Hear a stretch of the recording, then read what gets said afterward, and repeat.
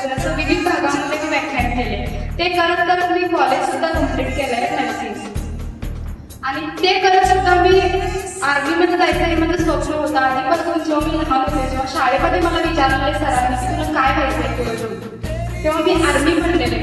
मग सरांनी माझा अनुभव दुसऱ्यांना सांगितले की ती एक मुलगी असून ती आर्मीमध्ये जायला असं सांगते, उद्गाराच्या पद्धतीने सांगते, तर तुम्ही मुलं का नाही सांगू शकत. तेव्हापासून मी जे मनात धरलेलं ना मला आर्मीमध्ये जायचं आहे म्हणून, ते आजपर्यंत मी काहीही करू, व्याख्यान करू, कॉलेज करू, काहीही करू, पण जे माझ्या मनात होतं ना मी ते कुणाला सांगितलंच नाही की मी आर्मीत जायचं करू.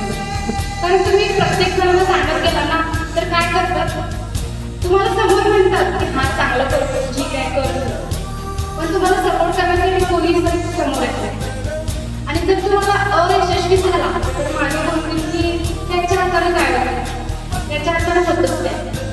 आणि जर तुम्ही सक्सेस झाला तर म्हणून हा त्याच्या नशिबातच होतं, त्याच्या हाताने होतंय, त्याच्या नशिबातच होतं. जे काय करावं ना ते शांततेत करा. कष्ट येते काय शांततेत करावं की यश